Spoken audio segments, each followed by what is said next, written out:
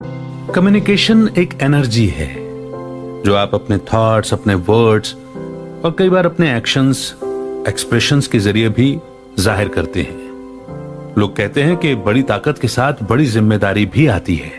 अगर आपके जिंदगी को लेकर बड़े सपने हैं तो आपको उसके लिए जिम्मेदारी भी लेनी होगी, और वो जिम्मेदारी खुद की और अपने शब्दों की है। शायद आपको नहीं पता होगा, लेकिन सही शब्दों के इस्तेमाल का आपकी जिंदगी पर बहुत असर पड़ सकता है। क्योंकि कहा जाता है ना कि इंसान एक दुकान है और जुबान उसका ताला। ताला खुलता है तो पता चलता है कि दुकान में कौन सा माल भरा पड़ा है। आज की बुक समरी है the science of effective communication, जिसे लिखा है इयान टोवस्की ने। आज की ये बुक समरी आपको एक अच्छा कम्युनिकेटर बनना सिखाएगी। आप अपने शब्दों के जरिए लोगों को इन्फ्लुएंस करने के कई तरीके सीखेंगे और आप देखेंगे कि आप खुद को और अपने आसपास के लोगों के साथ कैसे अपने रिश्ते को बेहतर बना पाते हैं। इस बुक के ऑथर इयान टोवस्की, जिन्होंने meditation, psychology, time management, emotional intelligence और कम्युनिकेशन स्किल्स के बारे में कई किताबें लिखी हैं। वो एक एंटरप्रेन्योर और यूरोप में बहुत सी कंपनियों के लिए ह्यूमन रिसोर्स कंसल्टेंट भी रहे हैं। इयान का माइंडफुलनेस फॉर सक्सेस नाम का एक ब्लॉग है जहां वो खुद का बेस्ट वर्जन कैसे बने और ऑसम लाइफ कैसे जिएं, इसके बारे में अपने ग्रेट आइडियाज शेयर करते हैं। तो आइए फिर बिना देर के शुरू करते हैं आज की book summary the science of effective communication by Ian Tovsky. क्या आपको कभी यह महसूस हुआ है कि आप जो कहना चाहते हैं वो कह नहीं पा रहे हैं? जब चीजें आपके हिसाब से नहीं होती तो आपको बुरा लगता है। तो हो सकता है कि आपको अपने कम्युनिकेशन स्किल्स को बेहतर करने की जरूरत हो। अच्छा कम्युनिकेशन एक बहुत ही जरूरी स्किल है। इसके बिना आप कभी भी जिंदगी में आगे नहीं बढ़ सकते। इस समरी से आप लोगों से स्किलफुल तरीके से बातें करना सीखेंगे। आप देखेंगे कि इफेक्टिव कम्युनिकेशन क्यों जरूरी है। अच्छे कम्युनिकेटर्स जिंदगी से वो सभी कुछ पा सकते हैं जो वो चाहते हैं, चाहे वो उनके पसंद की जॉब हो, अच्छे ग्रेड्स हो, रोमांटिक पार्टनर हो, वो सब कुछ पा सकते हैं। बहुत अच्छे कम्युनिकेशन स्किल से दोस्त बनाना भी आसान होता है। इस समरी से आप इफेक्टिव कम्युनिकेशन के बेसिक प्रिंसिपल सीखेंगे। कम्युनिकेशन के दौरान ध्यान से सुनना सबसे ज्यादा जरूरी होता है। आप सुनने के कई तरीके सीखेंगे और आप ये भी समझेंगे कि दूसरों के जजमेंट के बारे में चिंता करना कैसे बंद करना है। आप ये भी सीखेंगे कि बातचीत के दौरान नेगेटिव होने से खुद को कैसे रोकना है। आपके नेगेटिव होने से कोई भी आपसे दूर जा सकता है। आप अपनी बातों से बिना दूसरों को ठेस पहुंचाए अपना पॉइंट ऑफ व्यू शेयर करना भी सीखेंगे। आप लोगों की तारीफ करना सीखेंगे और दूसरों द्वारा किए गए अपमान या बुरे कमेंट से कैसे डील करना है, ये भी सीखेंगे। और आखिर में आप ऐसे लोगों से आसानी से कम्युनिकेट करने के तरीके सीखेंगे जो सुन नहीं सकते। ये समरी आपको खुद को बेहतर बनाने में मदद करेगी। तो आइए इस स्किलफुल लर्निंग जर्नी की शुरुआत करते हैं इस पहले चैप्टर से, listening the most fundamental of all conversation skill. अच्छी बातचीत का बेसिक प्रिंसिपल होता है ध्यान से सुनना, लेकिन ज्यादातर लोगों के लिए बातचीत का मतलब होता है खुद बोलते जाना। दूसरे क्या कह रहे हैं वो उस पर ध्यान ही नहीं देते। इस वजह से लोग जो सुनते हैं उसका सिर्फ 25% ही याद रख पाते हैं। आपको शायद पता नहीं होगा कि बातचीत के दौरान ध्यान से सुनना इतना जरूरी क्यों है। जब आप कोई बातचीत शुरू करते हैं तब आप कुछ सीखते हैं। अलग अलग लोगों से इंटरेक्ट करके आप अपने नॉलेज को बढ़ाते हैं। इसलिए आप जिस इंसान से बातचीत कर रहे हैं उससे कुछ सीखने को मिलेगा, ये सोचकर उसे मेंटर के रूप में देखिए और उन्हें सुनना शुरू कीजिए। कम्युनिकेशन एक्सपर्ट जूलियन ट्रेजर का कहना है कि लोग सिर्फ 60% बातचीत पर ही ध्यान देते हैं। हम जानते हैं कि अगर हम कुछ भूल गए तो वो हम आसानी से किसी बुक या वीडियो में खोज सकते हैं, लेकिन हम अपनी मां से हुई बातचीत को इंटरनेट में नहीं खोज सकते। उसके लिए हमें उस बातचीत में ध्यान देकर सुनना होगा। अच्छे से सुनने के लिए आपको इसके अलग अलग टाइप के बारे में पता होना चाहिए। उन्हें लिसनिंग अप्रोच कहा जाता है। ये बात करते समय आपकी पोजीशन के ऊपर डिपेंड करता है। पहला अप्रोच है क्रिटिकल लिसनिंग। ये तब होता है जब आप किसी बातचीत में फैक्ट्स को एनालाइज कर रहे होते हैं। जैसे आपका दोस्त आपको उसके नए फोन के बारे में बता रहा है, वो आपको बता रहा है कि इसकी स्क्रीन कितनी बड़ी है, प्रोसेसर कितना फास्ट काम करता है और इसके अंदर कितना डेटा स्टोर किया जा सकता है। जब आप उसे सुनते हैं तो आप उसकी बात को वेरीफाई करने की कोशिश करते हैं। आप सोच रहे होते हैं कि क्या उसका फोन सच में मार्केट के दूसरे फोन से बेहतर है। दूसरा है एम्पैथेटिक लिसनिंग। इसमें आप दूसरों को उनकी फीलिंग एक्सप्रेस करने में मदद करने के लिए सुन रहे होते हैं। जैसे आपकी दोस्त आपको बता रही है कि वो अपने बॉयफ्रेंड से ब्रेकअप के बाद कितनी दुखी है। आपकी पोजीशन इस सिचुएशन में आपकी दोस्त की जरूरत के हिसाब से होनी चाहिए। तीसरी अप्रोच है रिडक्टिव लिसनिंग। जैसे एक सर्जिकल नर्स हेड सर्जन के कमांड को फॉलो करती है। इस सिचुएशन में उसे उनके शब्दों को जल्दी सुनकर समझना होता है, तो उसे फैक्ट्स पर फोकस करके उसके ऊपर जल्दी से काम करना होता है। चौथा है एक्सपेंसिव लिसनिंग। जैसे आपकी दोस्त आपको बताती है कि वो अपने पति से तलाक के लिए केस फाइल करने वाली है। आप उसे उसके एक्स हस्बैंड के बारे में बात करते हुए सुनते हैं। वो बताती है कि उसके लिए लॉयर हायर करना कितना मुश्किल है। इस सिचुएशन में आप फैक्ट समझने के लिए सुन रहे हैं। ये एम्पैथेटिक लिसनिंग के जैसा ही है, लेकिन एक्सपेंसिव लिसनिंग इमोशन से ज्यादा फैक्ट्स पर फोकस करता है। पांचवा अप्रोच है पैसिव लिसनिंग। पैसिव लिसनिंग के लिए आपको कुछ भी नहीं करना पड़ता है। जैसे आपके पिता आपको बताते हैं कि वो कैसे गोल्फ कोर्स में गेम जीता करते थे। इस सिचुएशन में आपको रिएक्ट करने की जरूरत नहीं है। आप जानते हैं कि आपके पिता सिर्फ चाहते हैं कि कोई उन्हें सुने।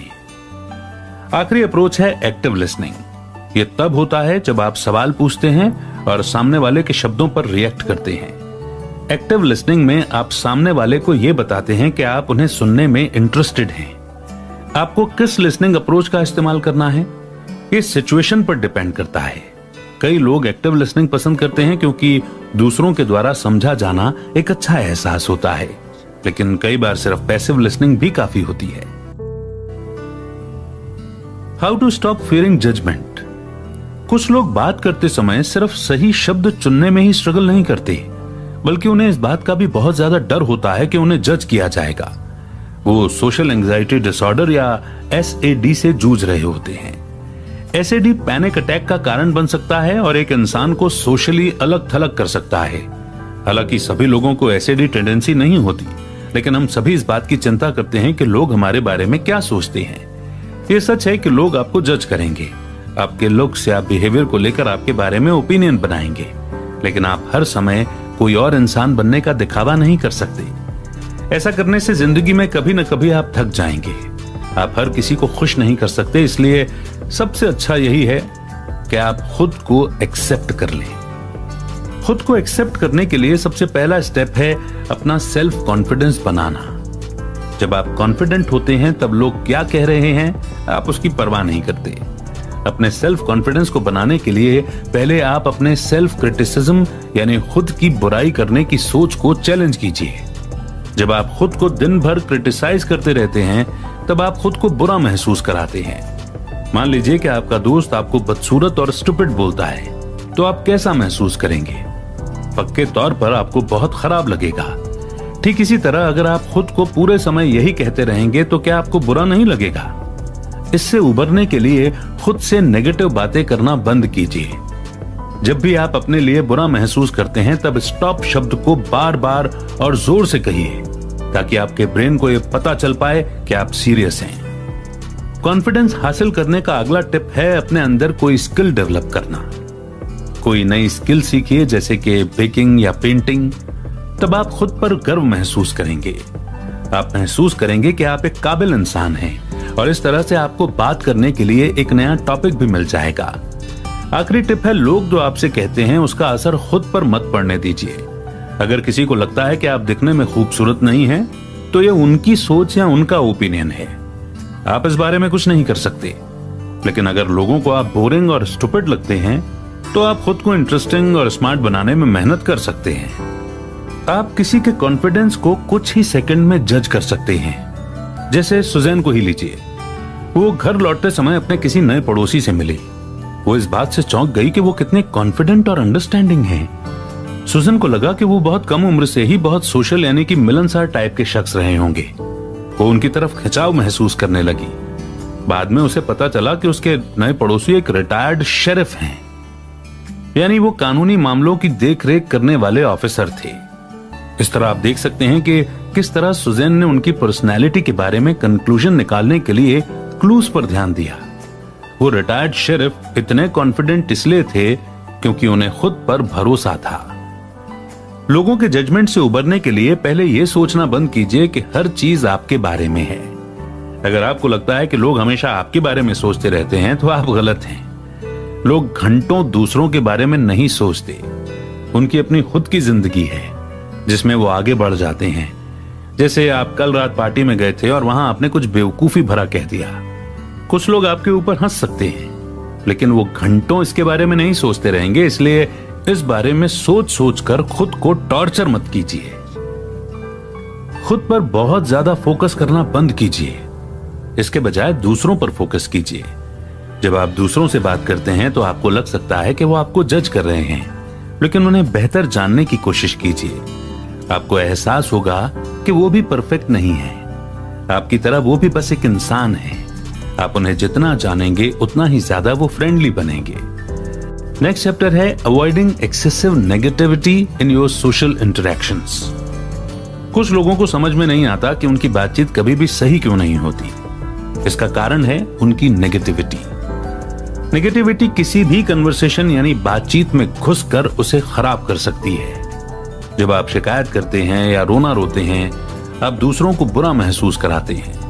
जब आप खुद पर बहुत ज्यादा ध्यान देते हैं तब आप अपने आसपास के लोगों को नजरअंदाज कर देते हैं। जब आप सिचुएशन को समझ नहीं पाते और लगातार बात करते रहते हैं तो आप लोगों को चोट पहुंचाते हैं। ऐसी घटनाएं दूसरों के साथ आपका रिश्ता खराब कर देती हैं। एक इफेक्टिव कम्युनिकेशन के लिए अपनी नेगेटिविटी को छोड़ने की कोशिश कीजिए। सिंपल से सवालों के लिए नेगेटिव जवाब आपका मूड खराब कर सकते हैं। जैसे आपने अपने पड़ोसी से पूछा कि वो कैसी हैं। उसने इसका नेगेटिव जवाब दिया।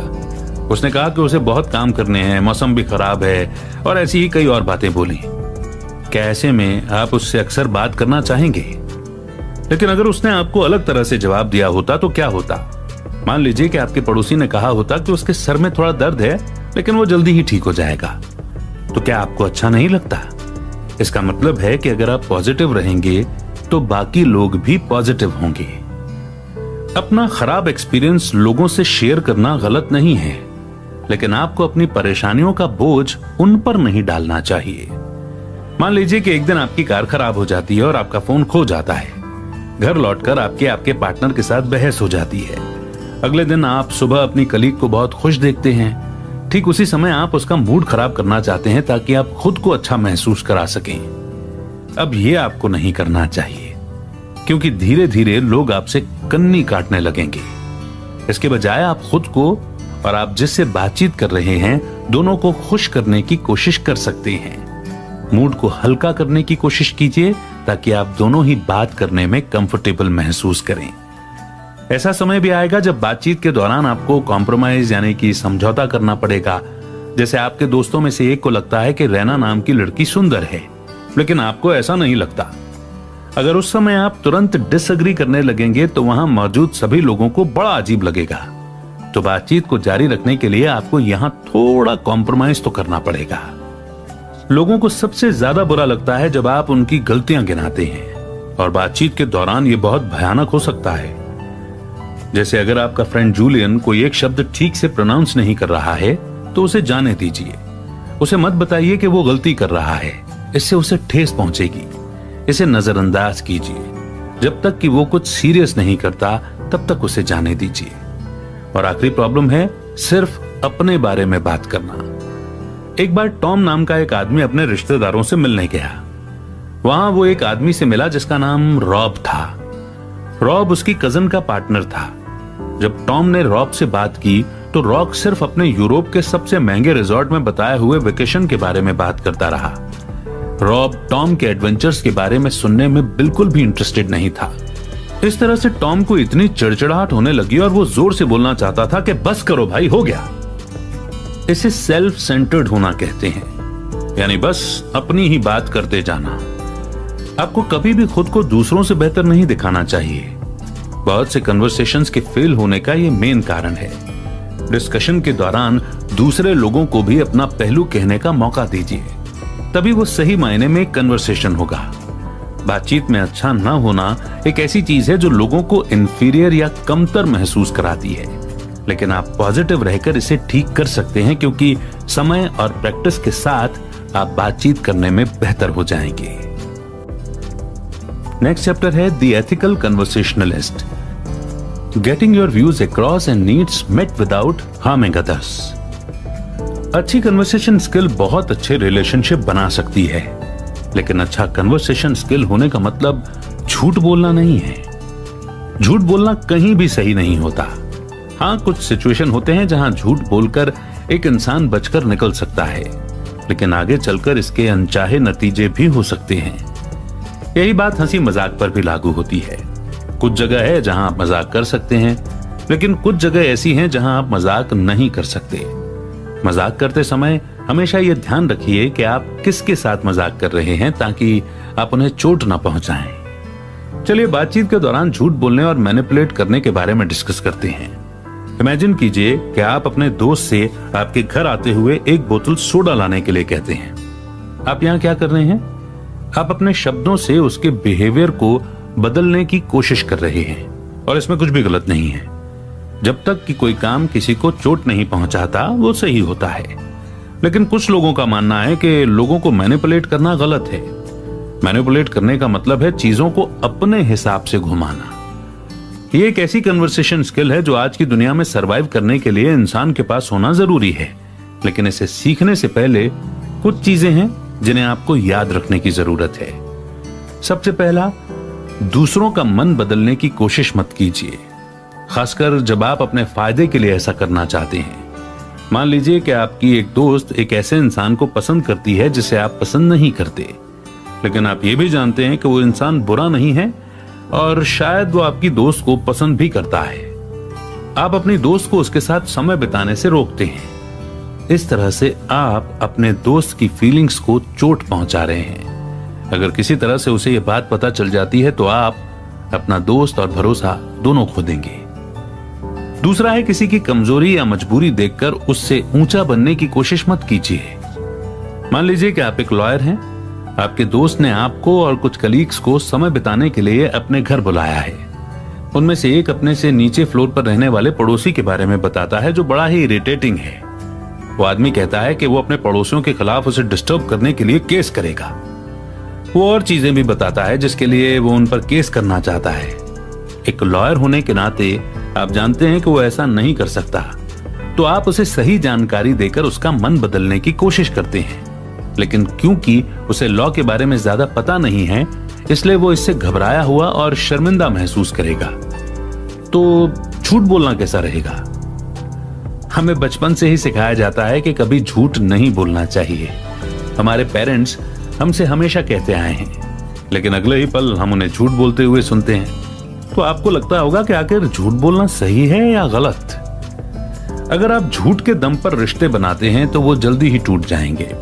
साथ ही आप किसी से झूठ बोलते हैं तो आप उसे धोखा दे रहे होते हैं। आगे चलकर वो आपके झूठ के कारण गलत फैसले ले सकते हैं। झूठ बोलना गलत है और ये कभी भी सही नहीं हो सकता, लेकिन कई बार कुछ सिचुएशंस में आप झूठ बोलकर बच सकते हैं।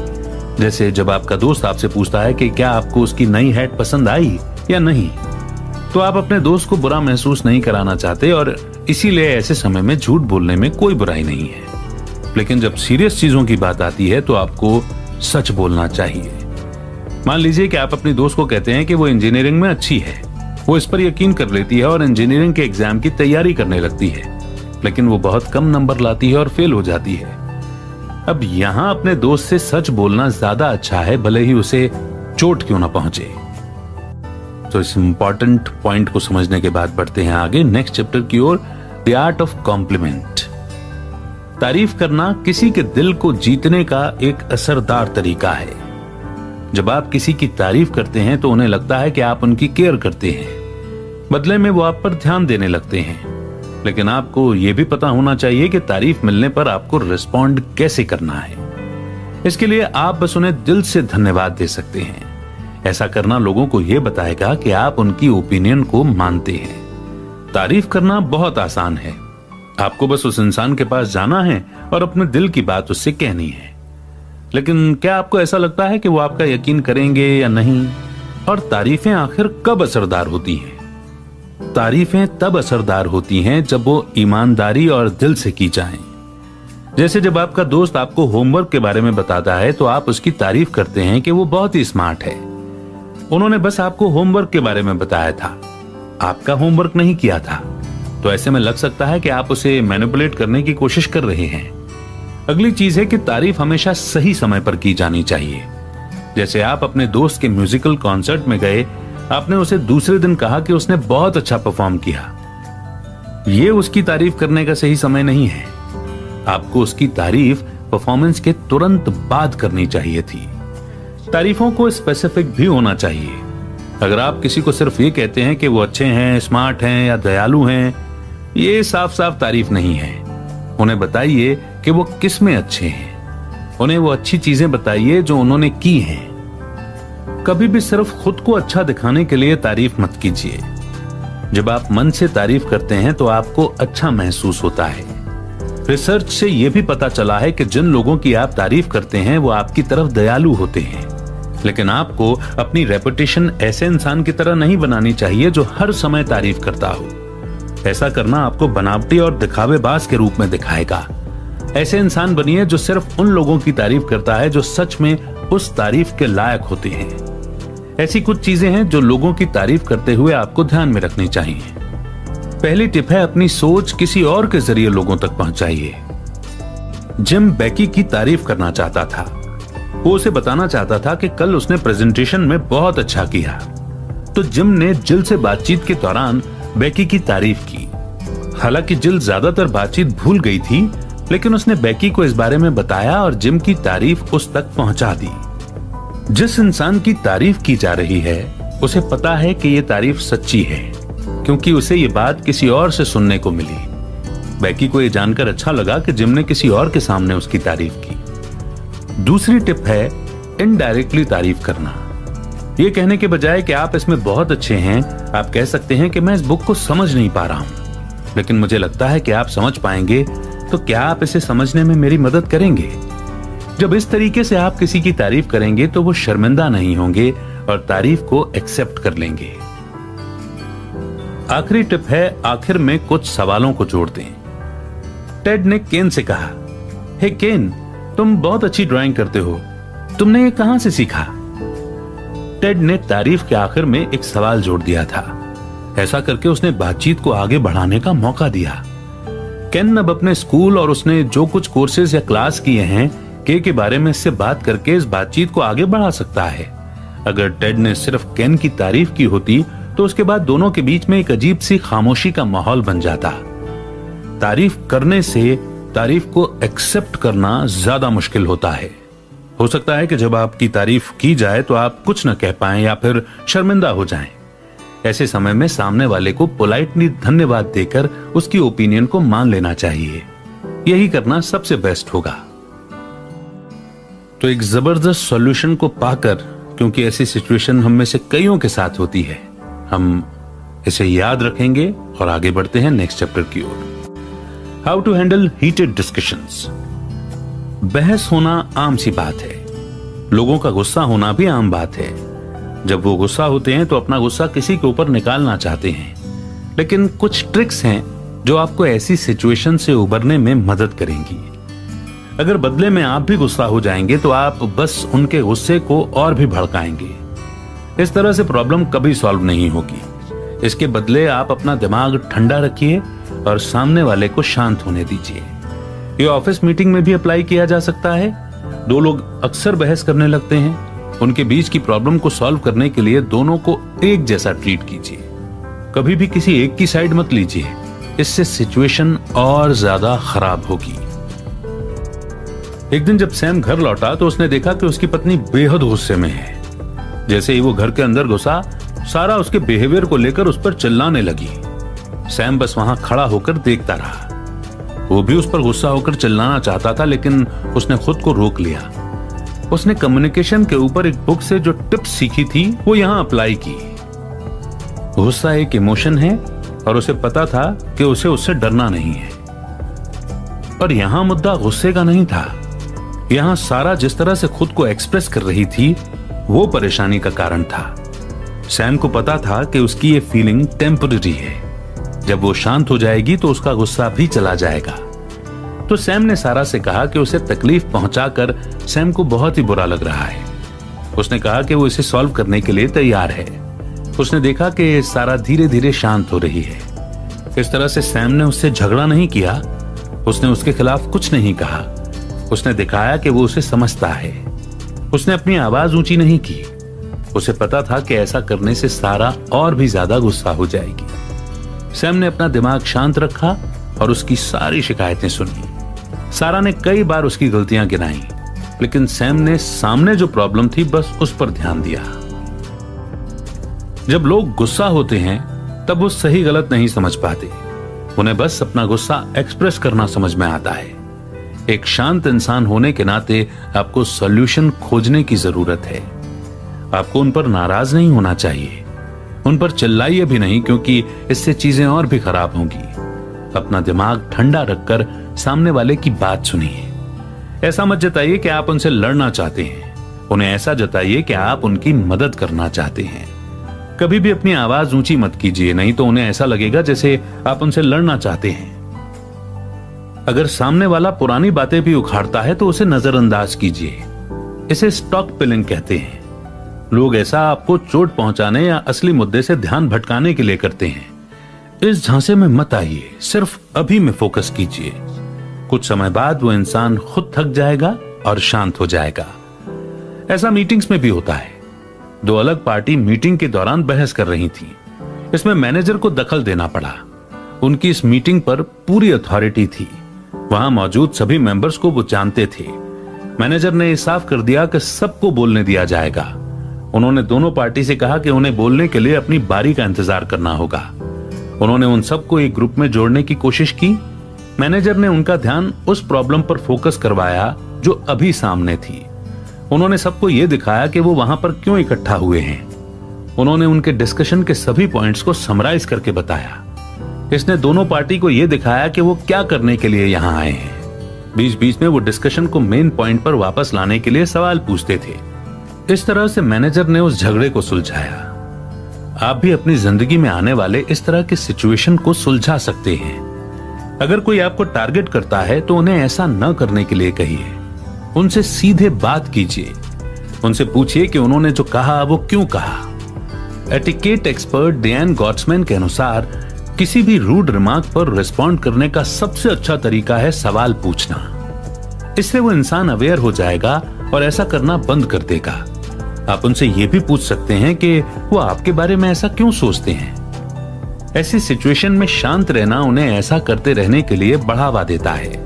अगर आप इंसल्ट का जवाब नहीं देंगे तो लोग आपको कमजोर समझेंगे। उन्हें बताइए कि अगर वो वर्बल अब्यूज जारी रखते हैं तो आप उनके खिलाफ शिकायत दर्ज करा सकते हैं, लेकिन इंसल्ट के बदले उन्हें इंसल्ट मत कीजिए।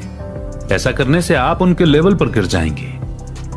नेशनल कॉन्फ्लिक्ट रेजोल्यूशन के प्रेसिडेंट स्टीव डेनकिन का कहना है कि छोटी मोटी इंसल्ट को नजरअंदाज करना ठीक है। हो सकता है कि उस इंसान का दिन खराब हो या वो जानबूझकर आपको चोट नहीं पहुंचाना चाहता था, तो इसे जाने दीजिए। कई बार बढ़ती हुई बहस में आपको माफी मांगने वाला पहला इंसान बनना चाहिए। सामने वाले से कहिए कि आप समझते हैं। आप उन्हें बताइए कि आप ऐसा दोबारा नहीं होने देंगे। जैसे आपका पड़ोसी इसलिए नाराज है कि आपके कुत्ते ने उनका गार्डन खोद डाला। आप उस नुकसान की भरपाई करने का ऑफर कर सकते हैं। अगर वो आपकी माफी एक्सेप्ट नहीं भी करता तो उसे जाने दीजिए। इसे पर्सनली लेने के बदले इसे छोड़कर आगे बढ़िए। और जीवन जीने की कला का ये एक बहुत ही महत्वपूर्ण पॉइंट है। इसे समझने के बाद बढ़ते हैं आगे नेक्स्ट चैप्टर की ओर। Conversations between hearing and hearing impaired individuals. लाखों लोग कम सुनने की परेशानी को झेल रहे हैं। आप शायद नहीं जानते होंगे, लेकिन आपके कलीग उनमें से एक हो सकते हैं। इसीलिए उनसे कम्युनिकेट करना थोड़ा मुश्किल हो सकता है। उनसे बेहतर बातचीत करने के लिए यहाँ कुछ टिप्स हैं। मान लीजिए कि आपको सुनने में परेशानी होती है। आप एक साइड से ज्यादा अच्छे से सुन पाते हैं। आप जिससे बात कर रहे हैं उसे उसी साइड से बात करने के लिए कह सकते हैं। उन्हें यह बताना कि आप एक तरफ से कम सुनते हैं अच्छा होगा, ताकि वो उस तरह से एडजस्ट कर पाएं। अगली टिप है धीरे धीरे बात करना। हो सकता है जब सामने वाला बहुत तेजी से कुछ बोल रहा हो तो आपको कुछ चीजें समझ में ना आए। ऐसी सिचुएशन में उनसे धीरे धीरे बात करने को कहिए। बातचीत के दौरान जब आपको कुछ समझ ना आए तब क्या, ऐसा मत पूछिए। इसके बदले पोलाइटली आप उन्हें खुद को दोहराने के लिए बोल सकते हैं और कह सकते हैं, सॉरी मैंने सुना नहीं, क्या आप उसे दोबारा बोल सकते हैं? मान लीजिए आप अपने दोस्त से उसके घर के बारे में बात कर रहे हैं। आपको समझ में आया कि उसने नया घर खरीदा है, घर में रंग किया हुआ है, लेकिन आपको कलर स्कीम समझ में नहीं आई। इस सिचुएशन में आप क्लियरली कहिए कि आपको कलर स्कीम समझ में नहीं आई। इससे उन्हें यह पता चलेगा कि आप उनकी बात पर ध्यान दे रहे थे और उनसे इस बारे में पूछने के लिए आपने समय निकाला। मान लीजिए कि आप एक ग्रुप से बातचीत कर रहे हैं, आपको यह समझने में मुश्किल हो रही है कि कौन बात कर रहा है। तब आप बात करने वाले इंसान से कोई एक सामान पकड़ने के लिए कह सकते हैं। जब भी कोई बात करेगा वो उस चीज को पकड़ा रहेगा। इस तरह से आपको पता चलेगा कि कौन बात कर रहा है। कम सुनने वाले लोगों के लिए बातचीत करना आसान बनाने के लिए सुनने वाले लोग कौन सी टिप्स अपना सकते हैं? पहले आपको समझना पड़ेगा कि सुनने में मदद करने वाली मशीन कैसे काम करती है। सुनने वाली मशीन बस आवाज को तेज कर देती है ताकि वो जोर से सुनाई दे। इसीलिए ये मत समझिए कि सुनने वाली मशीन पहनकर कोई इंसान नॉर्मल तरीके से सुनने लगता है। उनका ध्यान अपनी ओर खींचिए। इस तरीके से आप जो भी कह रहे हैं वो उसे मिस नहीं करेंगे। बात करते समय सीधा उनकी तरफ देखिए, अपने मुंह को कवर करके मत रखिए। सभी कम सुनने वाले लोग लिप रीड नहीं कर सकते, लेकिन उनसे क्या कहा जा रहा है इसे समझने के लिए वो मुंह किस तरह से हिल रहा है इस पर भरोसा करते हैं। उनसे पूछिए कि उन्हें किस कान से बेहतर सुनाई देता है और उसी तरफ मुंह करके बात कीजिए। साथ ही कोई भी गलतफहमी होने पर उन पर दोष न डालकर जिम्मेदारी अपने ऊपर लीजिए। इस तरह से वे इनसिक्योर फील नहीं करेंगे। और अब समय है कंक्लूजन का। इस समरी में सबसे पहले आपने इफेक्टिव कन्वर्सेशन के बेसिक प्रिंसिपल को सीखा, जो है सुनना। हर बातचीत को सीखने के मौके के रूप में देखिए। अगर आप दूसरों को सुनते हैं तो आप अपनी नॉलेज को बढ़ा सकते हैं। दूसरा, आपने सीखा कि कैसे ये सोचना बंद करें कि लोग आपको जज कर रहे हैं। आप जैसे हैं खुद को वैसे ही स्वीकार कीजिए और खुद से नेगेटिव बातें करना बंद कीजिए। आप सबको खुश नहीं कर सकते, इसलिए वो कीजिए जिससे आपको खुशी मिलती है। तीसरा, आपने सीखा कि बातचीत के दौरान पॉजिटिव कैसे रहना है। शिकायत करने और अपना रोना रोने से बचिए। अगर आप बातचीत में हैं और बार बार नेगेटिव चीजें लाते रहेंगे तो हो सकता है कि लोग आपसे बात करना न चाहें। चौथा, आपने सीखा कि लोगों को तकलीफ पहुंचाए बिना कैसे अपने व्यूज शेयर करने हैं। बातचीत को सिर्फ अपने बारे में मत बनाइए। अगर सामने वाला कोई बहुत बड़ी गलती नहीं करता तो उनकी गलतियां निकालने से बचिए। पांचवा, आपने सीखा कि लोगों की तारीफ कैसे करते हैं। मन से की गई तारीफ से लोगों को पता चलता है कि आप सच में परवाह करते हैं। छठवां, आपने सीखा कि बहस में बदलती हुई बातचीत को कैसे संभालना है। पहले सामने वाले को शांत होने दें और उन्हें जो कहना है वो कहने दें। सॉल्यूशन खोजने में उनकी मदद करें। आखिर में आपने सीखा कि जिन लोगों को सुनने में परेशानी होती है उनसे अच्छे से कम्युनिकेट कैसे करना है। उनसे बात करते समय सीधा उनकी तरफ देखें और धीरे धीरे बोलें। उस बातचीत की जिम्मेदारी लें। कोई भी चीज सीखना आसान नहीं है। उस समय को याद कीजिए जब आपने चलना सीखा था। आप कई बार गिरे थे और खुद को चोट पहुंचाई थी, लेकिन आखिर में आपने चलना सीखा था और आज आप एक मैराथन दौड़ सकते हैं। यही एक अच्छा कम्युनिकेटर बनना सीखने पर भी लागू होता है। आप पहले फेल होते हैं, तभी आपको पता चलता है कि आपने क्या गलती की है, और जब आपको यह पता चल जाता है कि आपको क्या सुधारने की जरूरत है तो चीजें आसान हो जाती हैं। इस समरी की सिंपल टिप्स आपका जिंदगी भर साथ देंगी, और ये टिप्स जिंदगी भर साथ दें इसके लिए ये बहुत महत्वपूर्ण है, बहुत इंपॉर्टेंट है कि इस समरी के जितने भी की टेक अवेज थे, एक नहीं, दो नहीं, तीन नहीं, बल्कि जितने भी थे जिन्होंने भी आपको टच किया है उन्हें लिख लीजिए। उन्हें कमेंट सेक्शन में लिखिए ताकि वे हमेशा के लिए इम्प्रिंट हो जाएं और उनसे केवल आप नहीं बल्कि और लोग भी सीख सकें। तो आपके कमेंट्स का इंतजार रहेगा। बहुत जल्द एक नई बुक समरी के साथ फिर होगी आपसे मुलाकात। तब तक रखिए अपना बेहतर ख्याल। जय हिंद, जय भारत।